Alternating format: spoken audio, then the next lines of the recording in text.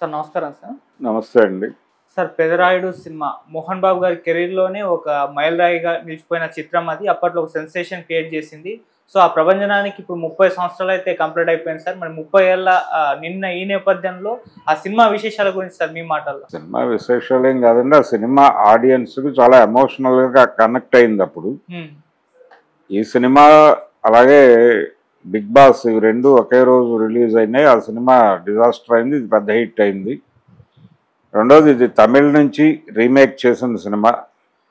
అప్పటికి ఇంకా అంటే రజనీకాంత్ ద్వారా ఈ కథ ఈయనకి వచ్చింది. కెఎస్ రవికుమార్ చేసినటువంటి సినిమా అది. అక్కడ ఆ సినిమా రైట్స్ తీసుకుని తెలుగులో చేస్తే బాగుంటుంది, నీకైతే బాగుంటుంది అని మోహన్ బాబుకి సజెస్ట్ చేసినవాడు రజనీకాంత్.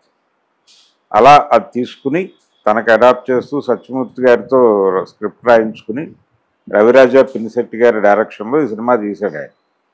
రవిరాజా పినిశెట్టి గారు అంటే మధుసూదన్ రావు గారి తర్వాత, మధుసూదన్ రావు గారి తర్వాత రీమేకులు చాలా బాగా తీయగలడు అనేటువంటి ఒక ఇమేజ్ సంపాదించుకున్న డైరెక్టర్లలో రవిరాజా పినిశెట్టి ఒకడు. ఆయన పెద్ద హిట్లన్నీ రీమేక్లే. చంటి కూడా ఆయనే చేసినటువంటి రీమేకే.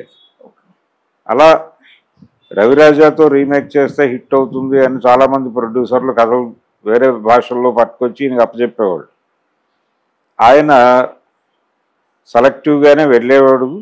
ఆయన హిట్లో రీమేక్లు ఉన్న మాట వాస్తవమే, కానీ బేసికల్గా మంచి డైరెక్టర్ ఆయన. అంటే మంచి నవలా చిత్రాలు కూడా తీయగలడు ఆయన. 'ముత్యమంత ముద్దు' అనే పేరుతో రాజేంద్ర ప్రసాద్తో ఆయన ఒక సినిమా తీశాడు. అది థ్రిల్లర్ అని ఎండమూరి వీరేంద్రనాథ్ గారి నవల. అది ప్రమోద ఆర్ట్స్ అనే బ్యానర్లో బెనర్జీ గారు తీశారు. నవలని సినిమాగా ఎలా అడాప్ట్ చేయాలి అనేది తెలుసుకోవాలంటే ఆ థ్రిల్లర్ సినిమా చూస్తే అర్థమవుతుంది. ఆ పద్ధతిలో అడాప్ట్ చేశాడు.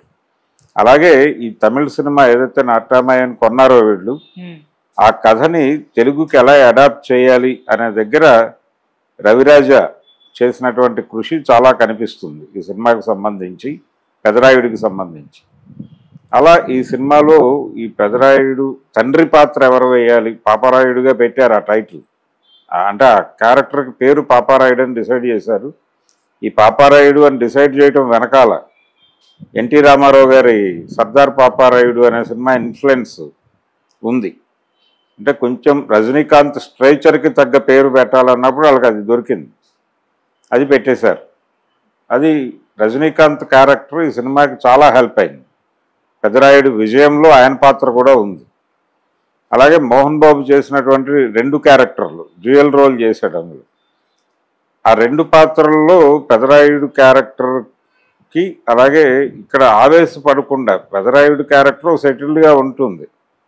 రెండో క్యారెక్టర్లో ఒక ఆవేశాన్ని నడపటం అనేది జనరల్ ఫార్ములా. అంటే రామారావు గారి సినిమాలు కూడా ఇప్పుడు 'కొండవీటి సింహం' ఆ సినిమాల్లో, 'జస్టిస్ చౌదరి' ఈ సినిమాల్లో పెద్ద పాత్ర వేసిన రామారావు ఉదాత్తంగాను గంభీరంగాను ఉంటాడు. ఆ రెండో క్యారెక్టర్ కొడుకు పాత్ర వేసిన రామారావు చెలరేగిపోతూ ఉంటాడు ఆవేశంగా. ఈ సినిమాలో ఆ ధోరణి చాలా సినిమాల్లో కనిపిస్తుంది. ఒక క్యారెక్టర్ సాఫ్ట్గా, ఇంకో క్యారెక్టర్ కొంచెం ఫైర్ బ్రాండ్గా నడవటం అనేది ఒక ఫార్ములా. ఈ పెదరాయుడు సినిమాలో ఆ ఫార్ములాని బ్రేక్ చేశారు. ఇందులో మోహన్ బాబు చేసిన 2 క్యారెక్టర్లు కూడా ఒకే పద్ధతిలో ఉంటాయి, ఒకేలా ఆలోచిస్తాయి కూడా. దీని మీద వర్కౌట్ చేయటం అనేది చాలా గొప్ప కసరత్తు. అది ఈ సినిమా వర్కౌట్ అయింది అక్కడే. దాన్ని కొత్తగా ఫీల్ అయ్యారు ఆడియన్స్.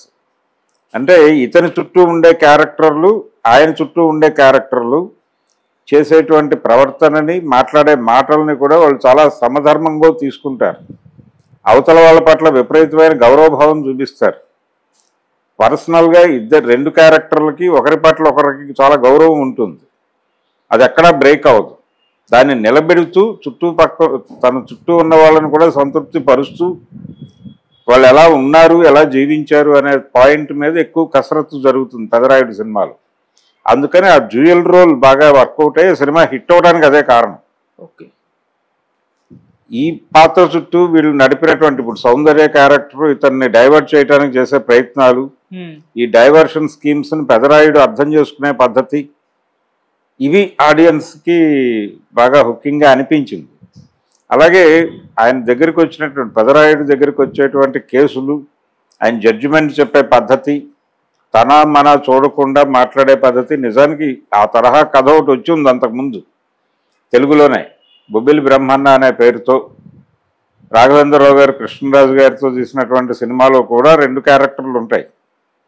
ఏది ఈ పెదరాయుడు తరహా బ్రహ్మన్న పాత్ర ఉంటుంది, బ్రహ్మన్న గారి తమ్ముడు పాత్ర ఇంకో యంగ్ కృష్ణరాజు, ఆయనకు ఒక పేరు జయసుధ గారు.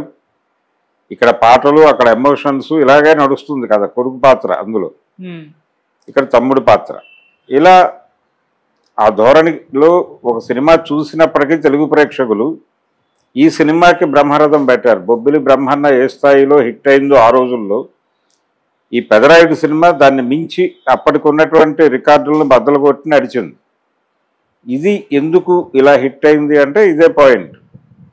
ఈ క్యారెక్టర్ ఇలా, ఆ క్యారెక్టర్ అలా అని మోసపోయకుండా 2 ఒకేలా ఆలోచించేటువంటి పాత్రల మధ్య పరిస్థితులు కల్పించినటువంటి దూరాన్ని వాళ్ళు ఎలా అధిగమించారు అంటే 2 క్యారెక్టర్లు ఎమోషనల్ అవ్వవు, కానీ అయినట్టుగా కనిపిస్తారు అంతవరకే. అది వర్కౌట్ అయింది, అది ఆడియన్స్ కొత్తగా ఫీల్ అయ్యారు. అదే పెదరాయుడు సినిమా సక్సెస్ ఫార్ములా. అది తర్వాత అలాంటి ప్రయత్నమే ఆయన మళ్ళీ చేసినా కానీ వర్కౌట్ అవ్వాలి మోహన్ బాబు గారు. అదే రవిరాజతో ఆయన రాయుడు గారు అని ఇంకో ప్రయోగం చేశాడు. అది ఆశించిన స్థాయి ఫలితాన్ని ఇవ్వలేదు, కానీ మంచి సినిమాగా ఉంది, మంచి సినిమాగా నిలబడింది. ఆ తర్వాత రాయలసీమ రామన్న చౌదరి అనేటువంటి కథ కూడా ఇలాగే రజనీకాంత్ గారు సజెస్ట్ చేస్తే చేసినటువంటి కథే.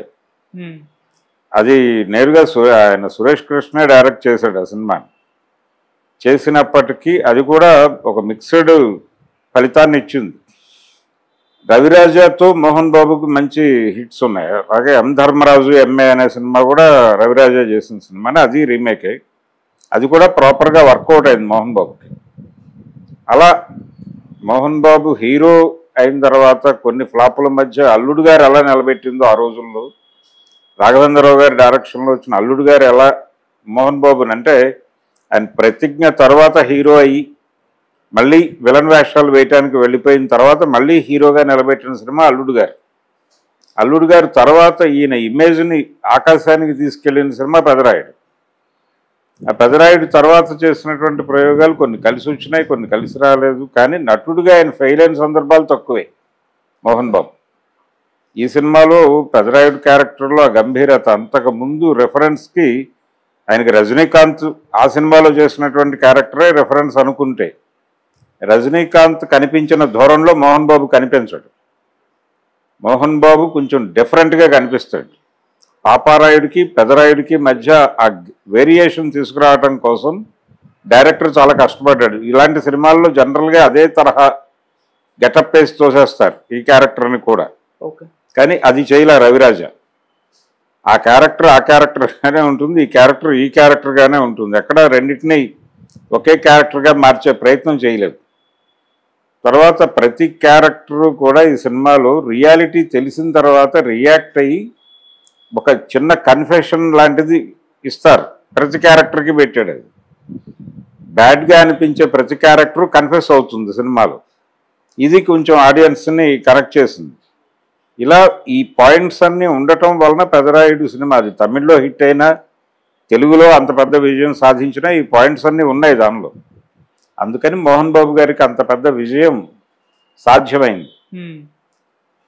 నిజానికి ఆ టైంలో వినిపించినటువంటి మాట ఏంటంటే, బిగ్ బాస్ అనే సినిమా, ఆ సినిమా ముందు ఈ సినిమా వేయటం, ఇది మోహన్ బాబు కొంచెం ఫ్లాపుల్లో ఉన్నాడు అప్పుడు.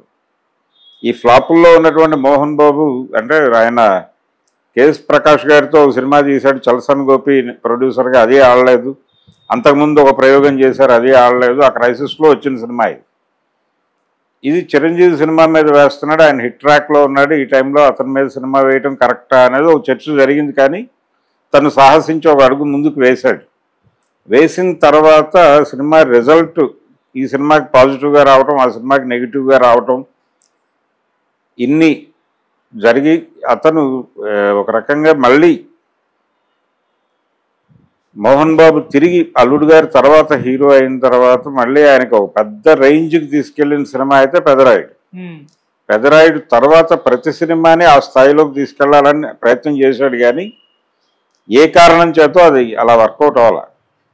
ఆ తర్వాత కూడా సక్సెస్ఫుల్ సినిమాలు చేశాడు కానీ దీని రికార్డులు బద్దలు కొట్టడం లాంటి కార్యక్రమాలు ఆయనతో కాలేదు. తర్వాత